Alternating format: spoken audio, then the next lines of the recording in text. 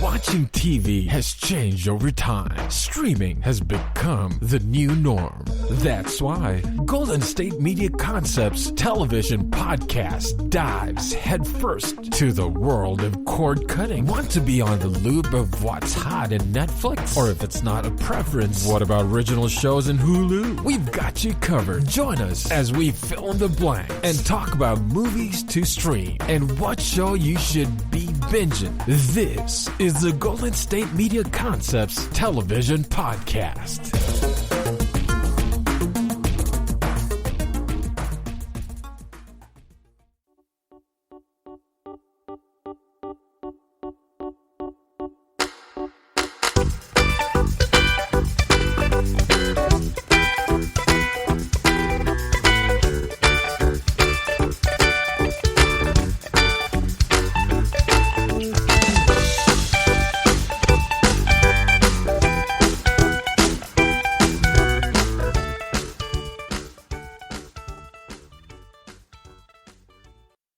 Thank you for tuning in to the GSMC TV show podcast, brought to you by the GSMC Podcast Network. I'm your host, Priscilla Welch. Welcome to the starting of a new week. Happy fall and happy October. Today, I want to talk to you about the latest, as usual, in TV. So first off, let's talk about the new Savage and Fenty show, 2020 by Rihanna, of course. And then, if you stay tuned, later in the show, I will give you more updates on the latest Marvel series called Ms. Marvel, as well as the She-Hulk series. But the special surprise for you all today is actually a little bit more detail about what's going on in the new sci-fi historical Jim Crow racism TV show that's going on right now on HBO Max, and it's called Lovecraft Country. And that is another TV show that is breaking down many, many barriers that I want to get into today. But of course, like I said, first up, I promised you all that we will definitely discuss the second season to Savage and Fenty fashion show, of course, by Rihanna. And you can actually watch this show, for starters, on Amazon Prime right now. It actually just came out yesterday. But it actually has been trending all week because, of course, the show has been recorded. It's not live. And it makes me wonder, because I did watch the show in its entirety last night, and I wondered, and when I say last night, I mean the night before, over the weekend. And what I noticed about the show is this time they did it a little different because we're going through the pandemic. But I was curious as to find out whether they filmed this during the pandemic or if it was beforehand. It wasn't really clear because everyone was kind of all over the place, especially within the show. What I like this year compared to last year is I felt like last year, the first season was more of a concert. There was more singers and rappers performing. This year was really more in focus of just the fashion. And of course, it's mostly about women's fashion, women feeling beautiful, women feeling sexy. But there was also more men, I feel like, because they had the boxers for them. They had these nice black silk robes for them. And I actually, after watching the show, went on their website, Savage and Fenty website, where you can actually go ahead and buy the lingerie. So the difference is if you become a VIP member versus a regular customer, you actually get a lower price on the bralettes, the different bodysuits, the bras, the undies, sleepwear. It's actually more cheaper if you're a VIP member. And what they would like you to do is actually, when you get your package, is take a picture of yourself. I mean, you don't have to, but a lot of people take pictures of themselves that actually ordered from this company, and then they post it so that way they can bring on some more advertisement. Now, Rihanna, what everyone loves about her is she's someone great to work with. She tells stories through her ideas. And that is what basically it was the focus on for this year's fashion show. It's not just about advertisements, not just about making money. She wants everyone to feel beautiful, want everyone to feel happy about themselves, no matter the shape, no matter the sizes. So it's not that typical fashion show where you see people that are in shape and they're fit and they're skinny. No, you literally have plus size models. You have all different types of shades and colors and backgrounds, religions, sexualities, Like, that is what Rihanna is all about. And anyone that has worked with her, and the amount of celebrities that we will get to a little bit later, the amount of celebrities and the amount of people and even just models that really support her, the people that work for her, say that it's really like a global experience, because she's focused on, okay, well, if I know like maybe my cousin who's plus size can actually feel comfortable in this, well, don't you think I should make something fit for them? And that way it can relate to other people throughout the world. Now, Rihanna is someone that is literally a fashion icon, and she's also a legend when it comes to music, her music videos. I mean, she's done a few movies, like, she's all around. And then recently we found out that she actually is not only now the ambassador and representation for her home country, Barbados, but she has now more of an official government title that focuses on specific jobs and tasks that she has to do as a government official for her country. And who better than Rihanna to do it, because Rihanna is really putting her country on the map. I mean, more and more people since Rihanna came out is definitely going to the Caribbean, definitely going to Barbados.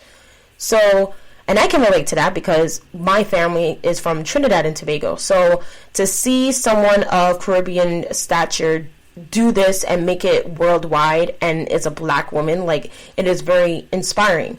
And throughout the show, we saw how there was the way the show was, it was different segments of her talking about, you know, when she was growing up, and they had like these Dear Diary moments. Like, if you were to talk to your younger self now, and being like in your 30s, like, what would the differences be? Like, what would you tell your younger self?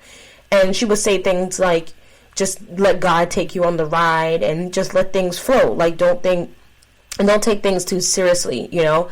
And other celebrities that hopped in was like Willow Smith and Cara Delevingne, and they talked about too, like, hey, don't read the diary. They're like, it was very cute, very joking, and it really was inspiring to see, again, all different shades, all different colors of these women coming together and just being beautiful. And it didn't even matter what age either. So again, I finally personally bought my first few pairs from the website. Of course, I have the Fenty and Savage makeup, because what she does as well with her cosmetics and her makeup is she makes all these different types of shades that everyone can like experience and tune into. So the celebrities that modeled the clothing are Demi Moore, yes, the famous actress, Lizzo, Irina Shayk. Then we have Will Smith, Paris Hilton, Bella Hadid, Cara Delevingne, Normani, Rosalia, Jada Essence Hall, India Moore, Laura Harrier, Erica Jane, Christian Combs, Gigi Good, Shea Coley, Rico Nasty, and of course many like returning models from the first season of the show. And everyone was in agreement that Rihanna is literally a visionary icon legend, and everyone loves working with her. It is not about the advertising. She wants all races, she wants all backgrounds, religions, sexuality to be included and to feel beautiful. And when the show went on further, it literally was telling a story from like the beginning to the end. And the show started off with like these trippy effects of showing like the end of the tunnel. But instead of like showing like the light, the tunnel was actually, the way I interpreted, like it was literally being lit through as you were going through the tunnel. And it was very different, and there was so many different colors going on. And literally there was a scene as well where Rihanna is coming out of this beautiful flower, and it's just large petals everywhere. And of course, like, she also brought her mullet back. She was very popular for that even a few years ago, back in like 2009, and all these different hairstyles. And what I realized is a lot of these celebrities, including Rihanna, when they talk about like fashion is literally a mood. Like, if you're feeling a type of mood, you're going to dress like that mood. So she would say things like, if I'm feeling lazy, like I will wear like the saggiest and the biggest hoodie and the biggest sweats or jeans or whatever the case may be. But if I'm feeling sexy, if I'm feeling beautiful, then I'm going to show it in like a beautiful dress or just a beautiful, cute outfit that she herself put together. And Rihanna and a lot of different people in fashion, like she's been to so many different countries, in Japan, Paris, like so many different places. So we learned as well throughout the show is as she's traveling, and they'll show you bits and pieces of her traveling through the airports and people just meeting her and loving her, and how as she's traveling, if she sees a certain type of texture, she has to touch it. She has to know how it feels. That's the first thing she does, and gets these ideas of how other cultures as well dress and other colors that she see, and puts them into her clothing line, her lingerie line. And of course, you cannot tell a story without dancers. The dancers in the show are just amazingly talented. Like, they're taking songs that you probably haven't heard in a while and remixing it up to even songs that are out today. Like, for example, Rosalia's Taken with Travis Scott. But then Miguel, who was also in the fashion show and sang and everything, he of course did his hit single from years ago, Let My Love Adore. You know, like, he literally brought it in a different type of way just for this particular show. And everyone's like, this is like the highest of the highest, because this is not like a normal fashion show. You have the art, you have the colors, you have the textures, you have the dances, you have the makeup.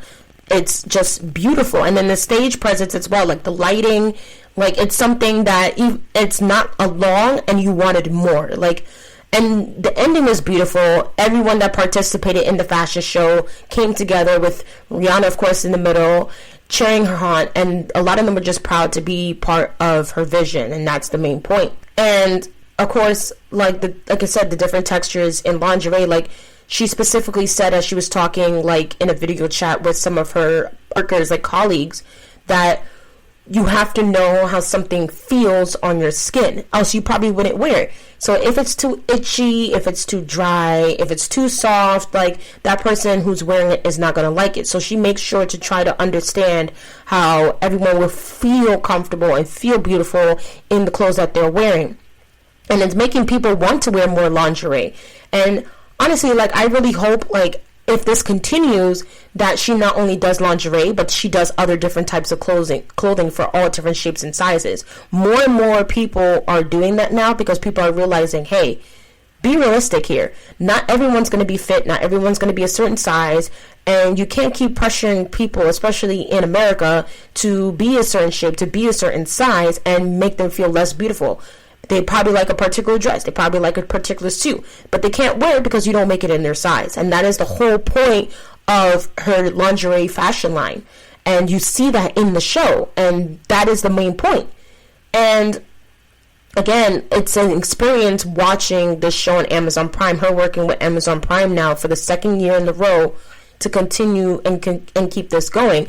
To me personally, this is what makes, because of the TV show, more and more traffic to come onto the website to actually, put your order. Because as soon as I was done watching the show, I'm sure like many other customers who watched as well, the first thing I did was sign up for VIP membership. And I wanted to do it, honestly, since last year when it first premiered. But, then I finally we bring in that traffic, basically. Like, you can literally be an influencer for this website, show it off your Instagram. She's partnering with people like Megan Thee Stallion, for example, this year, who is now an ambassador for the show, and for the website and for the company, as well as Christian Combs, which is P. Diddy's son, who is now also a brand ambassador and like one of those #1 customers. And he advertises the textures and the clothes a lot as well on his own Instagram page. And of course, he was one of the models on the fashion show. So again, it was very interesting to see the dancing, the singing, the art coming to life.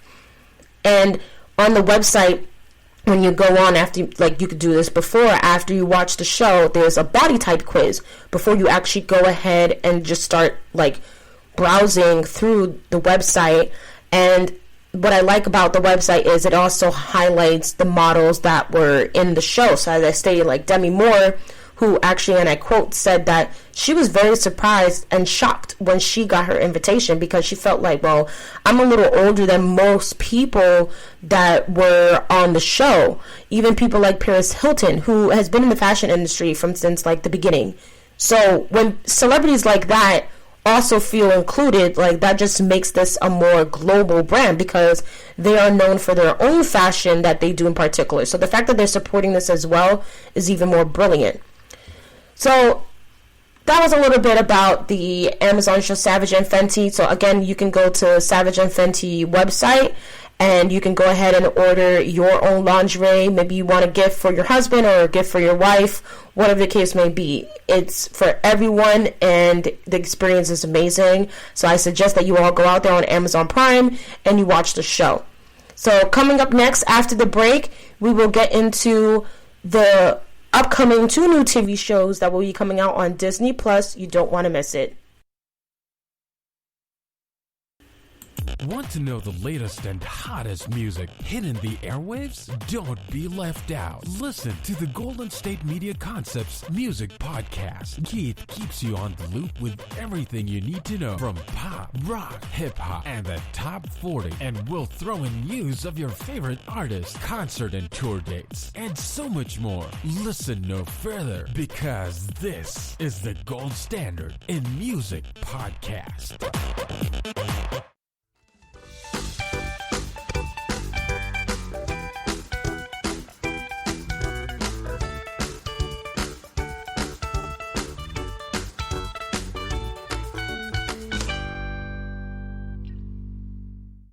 Welcome back to the break, everyone. So thank you again for listening to the GSMC television podcast today. So as I stated before, if you're now tuning in, we just finished discussing about the Savage and Fenty 2020 fashion show that is available to watch right now on Amazon Prime. I don't think there is any other way you can watch it, maybe online, but as far as I know, if you have Amazon Prime membership, you can actually watch the show since she is in business with them and does the fashion show and premieres it on there. So up next now we have Miss Marvel, upcoming new series on Disney Plus, which is of course based on the comics. And we also have She-Hulk, which is another series that's coming up as well. And it's finally official. Of course, they don't have the full cast membership for both TV shows, but Miss Marvel and She-Hulk will be something that'll be coming in the near future, and they finally have the main characters that they will be doing for both shows, and at least the directors. But again, they still have to get the rest of the cast. So again, I hope everyone's doing well. Again, happy Monday, happy October. Let's get into it. All right. So first of all, for Miss Marvel, we'll start off there. It actually will be played by Iman Vellani, who is going to be the main character. She will be playing Miss Marvel. Interesting about her, she is kind of new, I believe, to this industry, but before she was actually casted, she actually did give a bad review to Captain Marvel. And it's very interesting because, first of all, her character as Miss Marvel in this new TV series and based off the comics, her character is actually supposed to look up to Captain Marvel's character. So it's very strange for her to also basically critique and be a bad critique, first of all, for Captain Marvel. There was a lot of controversy for that movie. I personally liked it, but I think I need to go more in depth because Captain Marvel was originally, like in the comics, a different race. So that would be just my opinion on all that. But again, it's a lot of controversy with that. But we're not talking about Captain Marvel, we're talking about Miss Marvel. So again, Iman Vellani, and she's going to be a Pakistani American, and her other name will be Kamala Khan. And this was actually confirmed by Variety magazine. And the character from the comics, like I said, she actually looks up to another Marvel character, which is Captain Marvel, which is why she calls herself Miss Marvel. And Variety confirmed that the actor will play the role. She will be 16 years old, Muslim, in basically Jersey City, New Jersey. And we actually just found out 2 weeks prior to this that the director of the movie is the duo that recently directed Bad Boys for Life with Will Smith.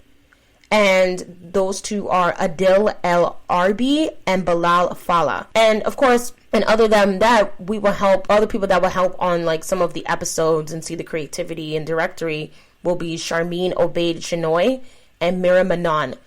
And the writer would be Bisha K. Ali. Okay, so that is what we have so far on the information for Miss Marvel. And again, like Disney, as always, is taking over. It's funny because like recently I was watching some YouTube videos, and it's kind of like parodies, but of different situations that happened recently when it came to before Disney Plus was put out, and how Disney basically owns Marvel, Star Wars, National Geographic, like so many other things with like Pixar and a lot of different things that Disney is starting to, when they recently had contracts like with places like Netflix, and how they're trying to, in the video at least, dominate the world. And they said that's our point, because Disney has a lot of money. Again, one of the biggest conglomerates, and I wouldn't be surprised if they end up being the biggest one at the end of the day, because of the amount of TV channels and shows that they own, like ESPN, like all that is owned by Disney. That's the amazing thing. And it was funny because it was this video of Disney telling Netflix, and it was a man that came in through the skit playing Netflix and saying that he literally will dominate Netflix to the point where there's nothing left. Like, they will have nothing until they literally will run out of content and run out of all the subscribers that they have currently. Because Netflix has, I believe, like over 150 million subscribers, like worldwide, probably even more. But Disney was like, listen, we will own that too. And they made a joke of how they're trying to get like Batman. And Netflix was like, but you don't own Batman. And they were like, not yet. So I found that pretty funny, because honestly, like, that's literally how Disney acts. So, and they're always making like the groundbreaking news. So it is amazing. So furthermore, as we all know, on Disney Plus, that's supposed to be coming up, we also just found out too that Samuel Jackson will actually reprise his role as Nick Fury, and he will actually have his own series as well. And we're still waiting later this year, before the year ends. Now, we're already in October, okay? So we still have 2 more months for this year. But WandaVision and The Falcon and the Winter Soldier, they're supposed to be coming out before the ending of this year. And then, of course, early next year, which I'm hoping like January, February, we will have the TV show Loki, okay? So, again, a little bit about these shows. WandaVision will actually focus on Wanda, in other words, the Scarlet Witch. And then we have Vision. Vision basically is her boyfriend. And he was created, if you watch the Marvel movies, by Iron Man and the Hulk, as well as Jarvis. And there's a lot of different things mixed up into that as well, including like their enemy for that Age of Ultron. That's the Avengers movie, what you would want to watch if you basically want to get a better understanding of Vision and how he came about. And of course, if you watch any of the other movies after that, it would make more sense to you. Wanda actually like first premiered her character in that as well. So again, this is more about, and based off the timeline, where she and Vision finally spent some time together before everything went downhill. So this is, of course, before his character dies in the movie Infinity Wars. And this is basically during like the few years that they had like left together. Well, the couple years, actually. It was like 2 years that they had left together before Infinity Wars happened. And The Falcon and the Winter Soldier, I know, will probably take place after the setting of Endgame. And this is, of course, after Iron Man dies, and the Falcon and Winter Soldier, the Winter Soldier is supposed to be the new Captain America. And so that timeline is supposed to be after like Steve Rogers already retires as Captain America. Or I could be wrong. It could be also during the time what happened in those couple years before Infinity Wars and what was going on with the Falcon and Winter Soldier. But that wouldn't make sense because they were still under Captain America's ruling. And then other heroes, again, like Loki, for example, Loki who finally turns good towards like the ending. And if you remember rewatching Endgame and they go back in time, Loki actually escapes. So the show will actually take place of what happens to him after that, because basically he changed his entire timeline and now he's alive in this different timeline. And I believe when I saw a couple pictures that they leaked, he was in a mental asylum. So that would be another interesting show to watch. But again, we're not focusing too much on those shows. I just wanted to talk a little bit about that to inform you of where we're at on Disney Plus. But the next show again is She-Hulk. So she actually, we know, is confirmed, is getting a series, and it will be played by Tatiana Maslany. And also Hawkeye and Moon Knight will also be getting their own TV series based off the comic. So in detail, She-Hulk will basically be playing the cousin of Bruce Banner. And she's a lawyer, and she basically gets his powers from a blood transfusion, which is interesting. So, but the actress from the show is actually from Orphan Black, which had a good 5 seasons from like 2012 to 2017, and won an Emmy for the Best Actress in 2016. And She-Hulk, she gets a blood transfusion from Bruce Banner. But if you remember, whenever Bruce Banner hulks out, he can't control himself, his temper, his anger, his personality completely changes. Of course, in Endgame, that whole ball game finally changed of the Hulk, and the Hulk was able to fuse himself with Bruce Banner, and it basically was finally 2 of 1. So he's able to finally get his personality, keep his anger under control, and it was more like Bruce Banner taking the wheel this time, but still he was in the body of Hulk. Now finally She-Hulk, and I feel like that kind of opened the door for her to show like, hey, when She-Hulk's out, she will still have her personality, she will still have her anger under control, and everything will be fine. And it's a different aspect to it because she is a lawyer and Bruce Banner is a scientist.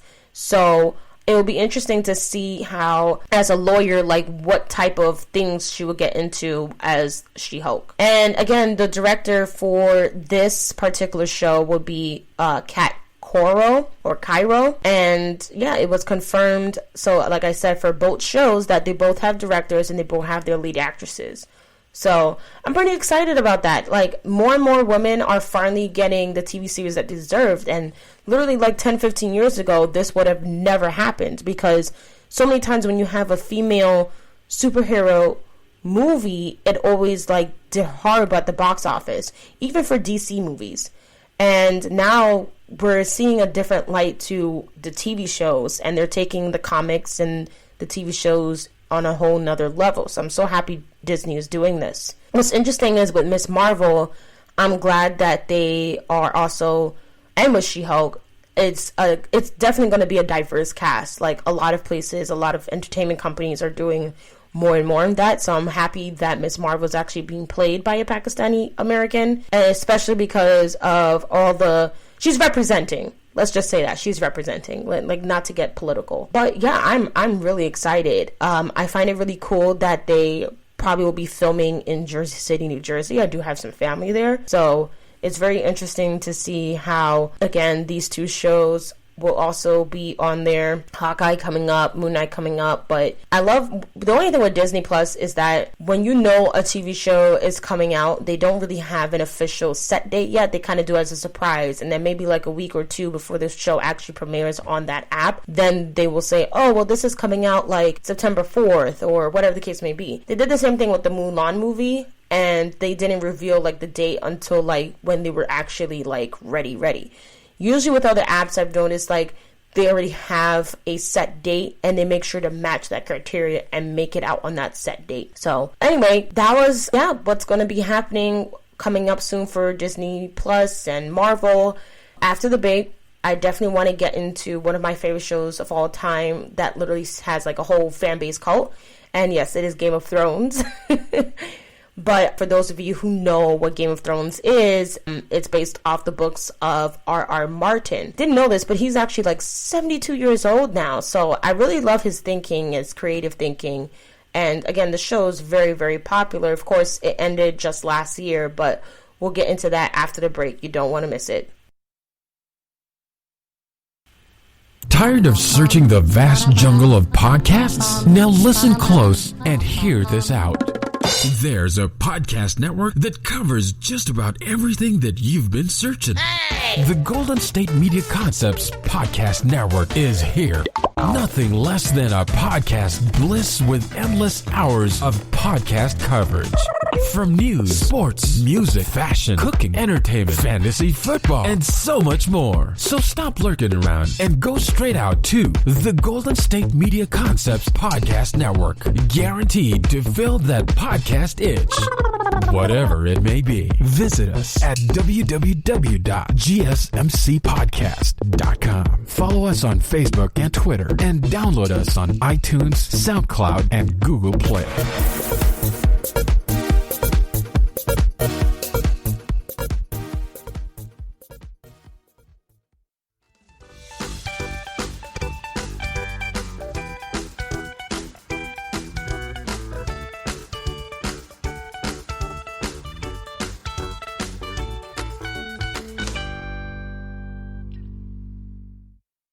Welcome back from the break, everyone. We are halfway through the show. Again, thank you so much for tuning in today with GSMC Television Podcast. And of course, I'm your favorite host.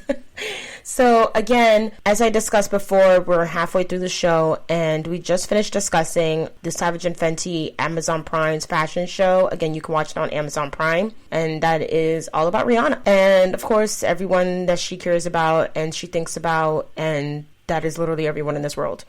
Then we have the second show that I discussed with you all, and that is the new Miss Marvel actress that will be playing that character, as well as the She-Hulk series that's starting, and of course a few other shows that will be on Disney+. So now we're halfway again through the show, and we will get into Game of Thrones. Now, yes, for all you Game of Thrones out there, I did promise you a while ago that I wanted to do just a little segment about Game of Thrones and just my opinions and the breakdown of the show and what's coming up and what's ending. So as we all know, there will be a prequel of the show, so I do want to say that. But to get into the show now, the way I found out about Game of Thrones, first of all, it was 2016, I believed, and so the show wasn't nowhere near done yet. It still had like a good 3 years, but I actually was like, I never really sat down to actually watch the show before, even though it aired out in 2011, and the show was ongoing for already 5 years. But I don't know, I was bored. I was in my college dorm, and this was at Keystone College out there in Factoryville, PA, and I had an iPad. And I was just like, what show can I watch that would be interesting, where it would literally give me that thrill, that satisfaction of literally fantasy, action, drama, literally just tied into one. And of course, to me, when I watch Game of Thrones, all I could think about is the monarchs throughout history and literally their lust for power, their lust to make heirs and sons and daughters, so that way they can have future kings and queens and princesses and princes, duchesses and dukes. That's literally where I get that vibe from. Or it could be something with medieval times. But again, the show was actually based off the books A Song of Ice and Fire, and the creator, of course, is R.R. Martin. As discussed a little bit again before the break, he is 72 years old now. And actually recently in an interview, he revealed what was his least favorite scene throughout the entire series. So I'll share that with you all today. And then we'll get into the breakdown of the show, my opinion of it, the different characters, and of course the upcoming prequel and who their distributor is. So let's get started. So again, you can watch this on the HBO network. I'm pretty much sure it will always be there. Anything with HBO, we know it's going to be either very gory and violent, or it'll be showing a lot of sex and violence. So it's very nudist, and we see that a lot throughout this show. So the show is all about family, betrayal, power, royalty, twists, unexpected stuff happening, fantasy, sex, ears. So he actually revealed that he hated when in the first scene King Baratheon was actually supposed to have a big hunting party. And then, as we all know who watched the show, when he went off into this hunting party, he actually got hurt by the thing he was hunting, a boar. Now, if you notice and if you recall from that episode, he went with his brother, I believe his the first guard in his Royal Guard army, and a couple other people. Now, based on anything that you've watched with monarchs or medieval times, we know if a king or a queen is going on a hunting party, maybe if they even go together, but he went by himself, they're supposed to have an actual party of people. So it's supposed to be at least a good 100 people with a lot of horns and the actual hunting men, actual hounds, dogs, and a pavilion. It's supposed to be a lot more, but instead it was just a few men with some spears and him just talking a whole bunch of crap about this, that, and the third. And then we find out after the hunting party, it didn't really last for a good week or a few days. And we all know this is a way sometimes for kings to kind of clear their head. But as the episode went, they kind of cut to the scene where they were on their way back, and he got hurt by a boar, and he was already laid up in the castle, like in his room, by the time he came back. So the show now, as I said, well, as we all know, R.R. Martin's also coming out with another book soon, which is called Fire Cannot Kill a Dragon. So for all you Game of Thrones fans out there, I hope you're excited for that, because who knows, that might be another show later on. But the show was created by David Benioff and D.B. Weiss. And again, this particular show is based off the book A Song of Ice and Fire. And it was produced and filmed in a lot of different places. So Belfast and other parts of the UK, as well as Canada, Croatia, Iceland, Malta, Morocco, and Spain. So if you notice, even watching the show, there was like different places where they showed the Targaryen family, or they showed the Starks in the north, or they showed the Lannisters in King's Landing in the south, and they showed what you would call like savages. They showed other parts of the country, the different countries, like in the east and the west. So you saw basically all the different continents, at least for this fantasy land. And it first aired in 2011, and it ended in May 2019. So my opinion on the show altogether, I think it was fantastically written, first of all. I can't say I necessarily relate to the show because it is based off fantasy, but I love the different characters. I love how the show follows their stories, and they didn't make it boring, not one bit. There was always something going on, and it made you really connect with the characters. And it's like, for example, with Daenerys Targaryen, like when you first meet her, you're just like, wow, like she's just getting used and abused, married off, whatever. And to see her character progress into a queen, like it was just unexpected. And it was just like, you know, you didn't think like finally somebody could kind of win.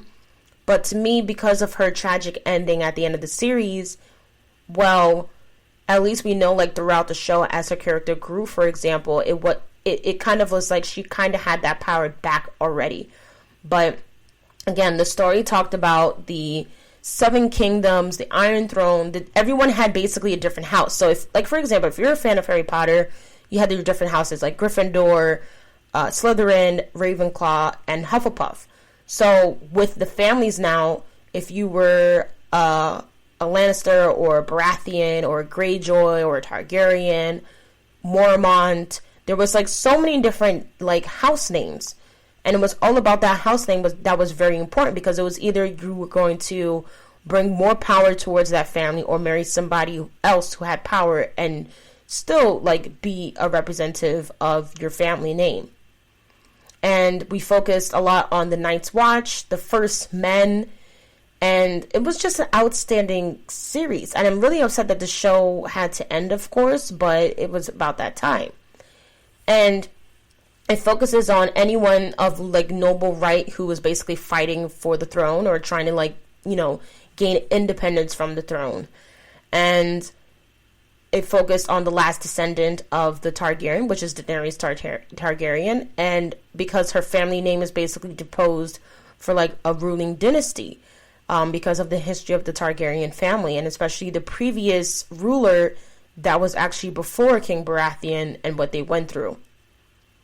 And then we had the First Men. So the First Men were supposed to be like descendants of what went on like so many, like probably like 600, 700 years ago, and where they came from and what started everything to begin with.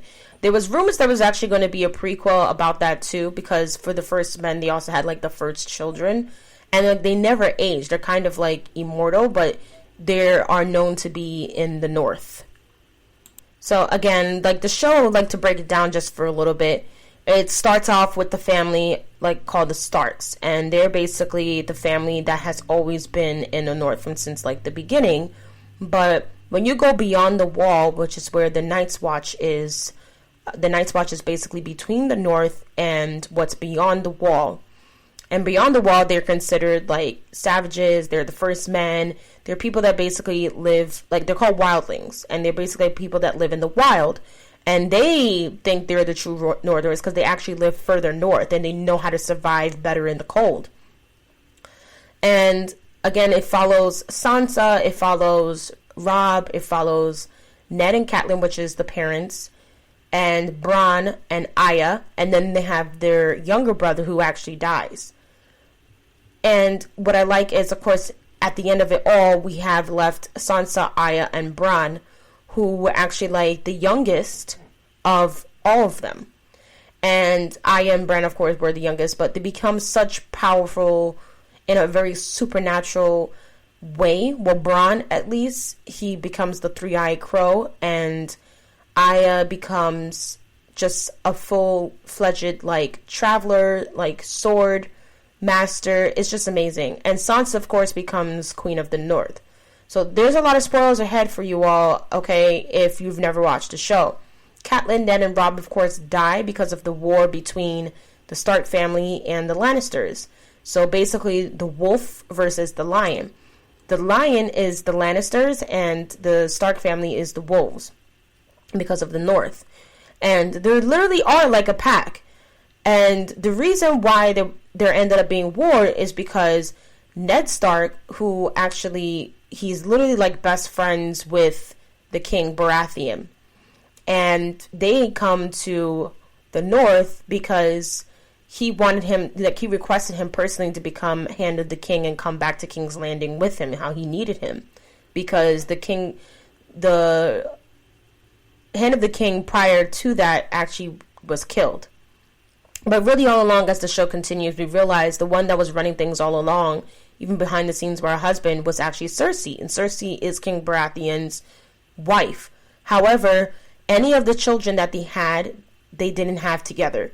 She actually had it with her twin brother, which is Jaime, who's also known as Kingslayer. And this is where just the story goes. Like, it was incest. So, like, the kids of King Baratheon and Cersei was actually the kids of Jaime and Cersei instead. So, it was very weird. And then they had a younger brother, which is Tyrion. And then we had Tywin, their father. And Tywin was, like, one of the most powerful, like, lords throughout the entire kingdoms.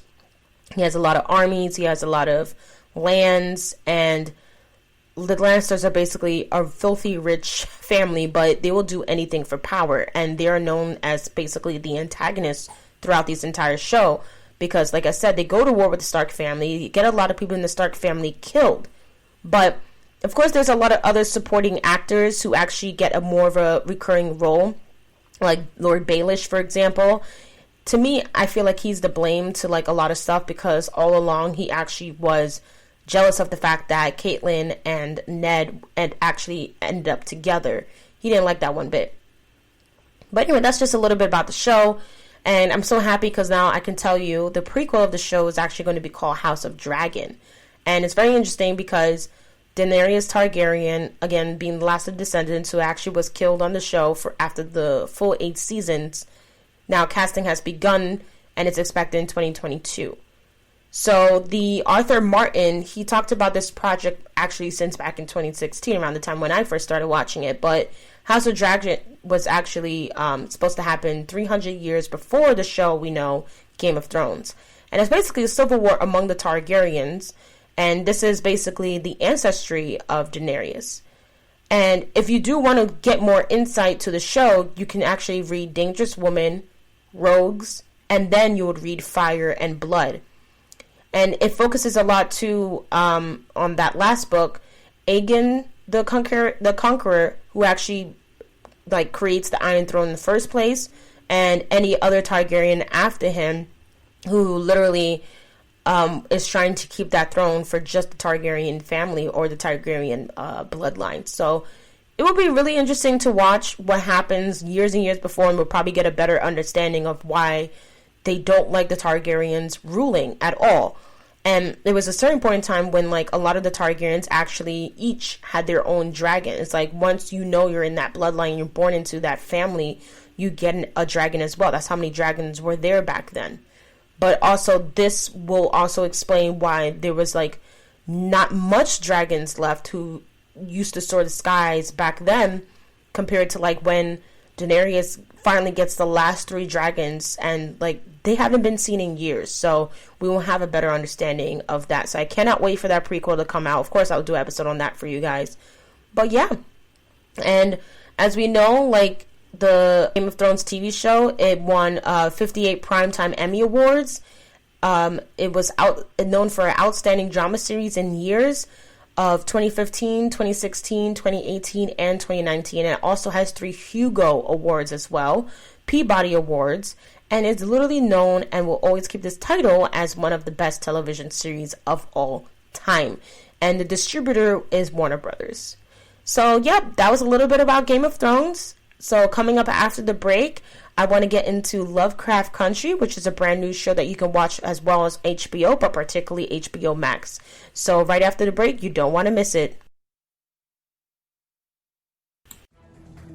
Want to find out what movies to go see? Then check out the GSMC Movie Podcast. It's your ticket to the latest movies, whether it's a new blockbuster event, romantic, comedy, or action flick. This show has got it all covered. They talk some what to go see now. Don't bother. What's hot on Netflix and everything in between. That's gsmcpodcast.com/movie-podcast. When it's all about the movies, it has to be this new show. Don't forget to like them on Facebook and follow them on Twitter. Visit gsmcpodcast.com for more info.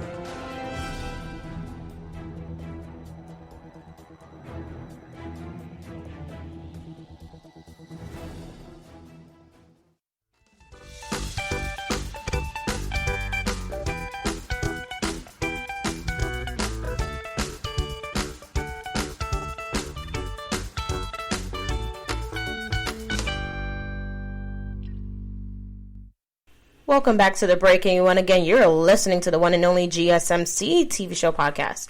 So, if you're now tuning in, we just finished discussing all about Game of Thrones and its new prequel, House of Dragon, which you can definitely still watch on HBO.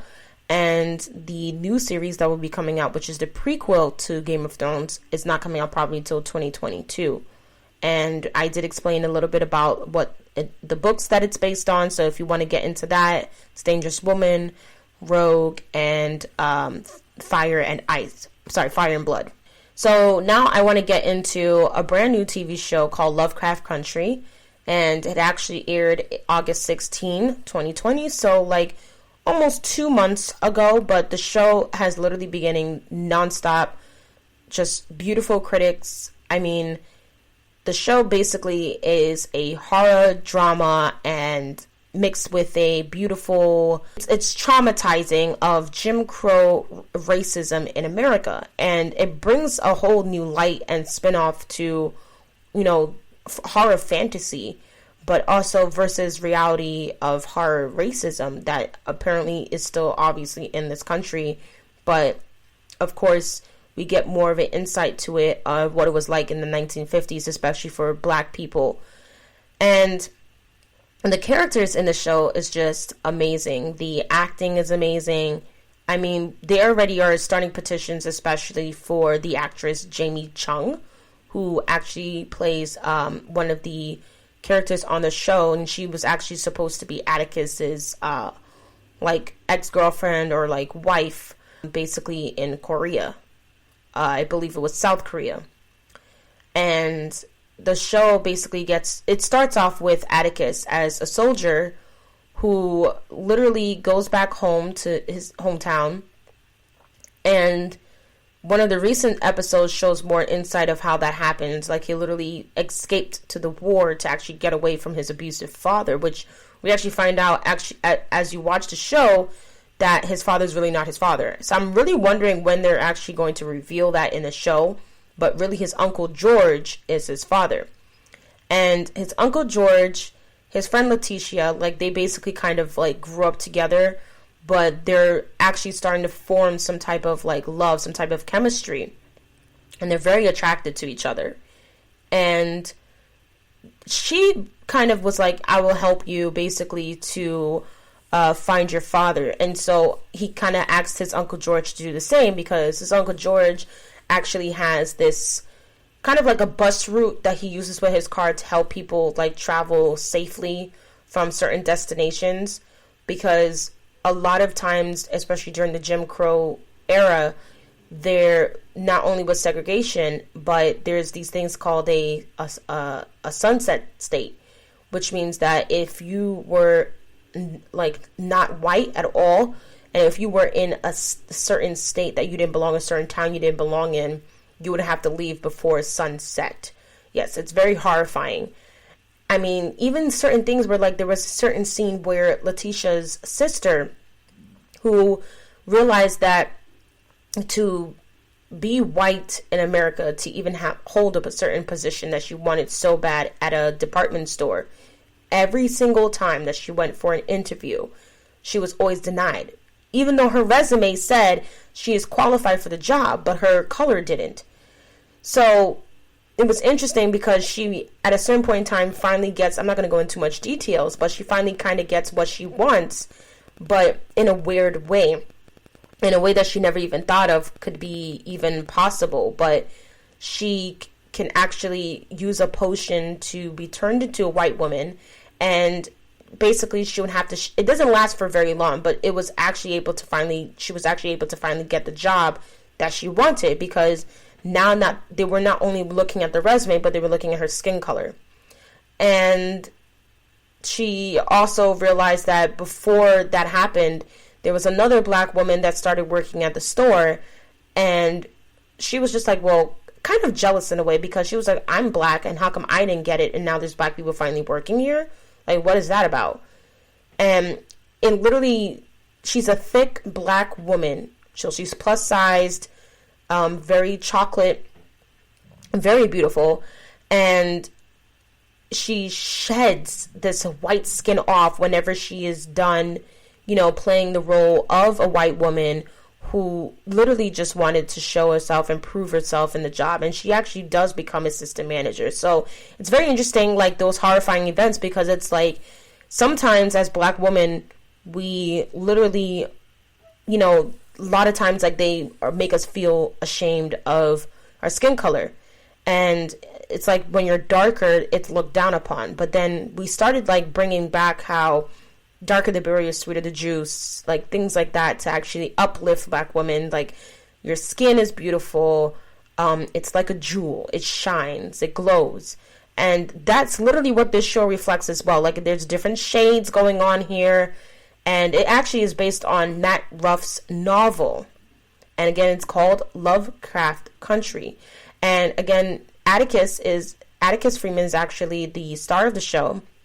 And he's basically a soldier, like I said, caught up in a bloodline and a race war. And when they finally find the father, it literally starts reflecting on where his mother's bloodline is from and where he's from, and why he's related to these Caucasians and the secret society that he ends up finding out more about. The executive producers, and I'm not surprised at this, is actually the showrunner Misha Green, J.J. Abrams, Jordan Peele. Now, you know when you hear his name, this is the director and the executive producer for Get Out, as well as Us. So if you ever watched either of those movies, this is definitely a show for you. So if you like things that know how to basically describe things that happened in the past when it comes to racism, but he does it in such a way where it's horrifying but satisfying, and it has you on the edge of your seat. Then we have also Bill Carroll, Jan Demange, Danielle Sackheim, and David Knoller. It's, like I said, literally black storytelling mixed in a sci-fi and racism and history. And critics are just amazed at this. Like, from the New York Times, and I quote, an atmospheric blend of supernatural and societal menaces. Chicago Sun-Times said, and I quote, one of the best casts we've seen in any series this year, end of quote. We have Vulture. Vulture said, and I quote, Lovecraft Country knows how to take care of narrative business, unquote. We have Paste, entertaining and gripping on a scene-by-scene level, end of quote. So, again, from these big-time companies who are doing the reviews on this show, if you don't believe me, believe them. The latest episode that actually aired is episode 7. Like I said, the show's still brand new, so it's still on its first season. So you have plenty of time to catch up. And the episode is actually titled I Am. The show has been going strong again since August 16, 2020. And also, if you like that new series Watchmen as well, you will also definitely like this. As I said before, like Get Out and Us, it's a very futuristic sci-fi black show, black cast, and it's very diverse. And it's what's trending in TV right now this week that actually a lot of us cannot get over is how Jamie Chung performances, like I said before, in Lovecraft Country. So, I mean, just the way, like she described, for example, when her best friend was actually killed by Atticus, the horror in her face when she described how, when I found out that you were actually in the hospital and when I saw you, like, the anger shot through me, like I wanted to kill you because you killed my best friend. And of course, like, she's referring to one of the episodes on the show that her friend was actually a communist spy. Because as we all know, a lot of people are against that. I admired that scene because it was a different side to what you usually saw a communist played out to be, if that makes sense. And the actress that actually played the best friend to Jamie Chung on the show, I remember a part where she said, look at how they hang us up and string us up like they're nothing, and we're all the same, we're all human.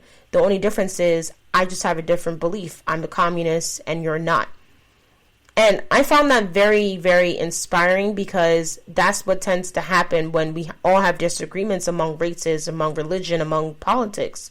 And to put that in a TV show and to just sum it up like that, like, it's breathtaking. It really is. And the art of this show, because of the fact that Atticus's character and his father and his Uncle George, like, they love reading books. So a lot of times throughout the show, they will reflect on books that they read, like their characters, and they will quote the book. And these quotes actually, like, literally, like, save them. But as the show continues, like, right now, we're basically getting to, you know, real answers. And the show already described as to why Atticus does have some blood relations with the Caucasians and because of his mother's bloodline. And it's all about having the magical power to protect himself. At least that's what he's trying to do. Whereas one of his relatives that's also part of the same society, she's coming from a point of view where, because of the fact that she's not a male, now she literally was not respected the same way, even though she knows more about the society, she knows more about the culture, but she was never respected from her father, which is why they were, you know, first to go to Atticus, because of the fact that even though he's black and they could be low-key racist maybe, he's a man. That's the difference. So I love seeing that point of view from a woman's point of view. And we also saw a little bit inside of that show as to what she actually recently did. The whole time there was a white male character that she was actually playing because of that same potion that she gave to Letitia's older sister. And we saw, like, she was like, this was the only way that she can actually gain the power that she felt like she deserved, being her father's child and being part of the society. And she feels like she knows what to do with that magic power and how to get things done. So I really admired that. You would have to watch the show to know exactly what I'm talking about, but it really, really, really was amazing. And one of my favorite actresses, I know I keep repeating things, but one of my favorite actresses on this show is actually Janae Smollett. You may know her from, like, the Smollett family is a very famous black family with a lot of talented brothers and sisters, whether they're singers or actors or models, authors. And recently, if you've watched Birds of Prey, she actually plays Black Canary. So yes, and she's the woman that sings, and she actually saves Harley Quinn from a couple of people that were trying to, like, take advantage of her because of the fact that she was drunk in the club. Yeah. But I loved her. I love her character. I love her performance on this show. And her love interest is, of course, the male lead, Atticus Freeman. It really is amazing. It really is. And her as an actress, like, she knows how to take on a role and play her part. Let's just say that. So, yeah, that's all I have for you today, folks. Okay, so thank you so much again for listening and tuning into this episode today. Of course, I have more to come. And I hope you all enjoy the rest of your week. Again, happy October. Happy Monday. I know it's Monday. Monday's usually sad, but hopefully this can uplift your spirits. So thank you for listening to the GSMC television podcast, brought to you by the GSMC Podcast Network. I would like to ask that you please remember to subscribe to the show and write a nice review. That really helps us. Also, if you can please follow us on Facebook, Twitter, and Instagram. Thank you, and have a good night.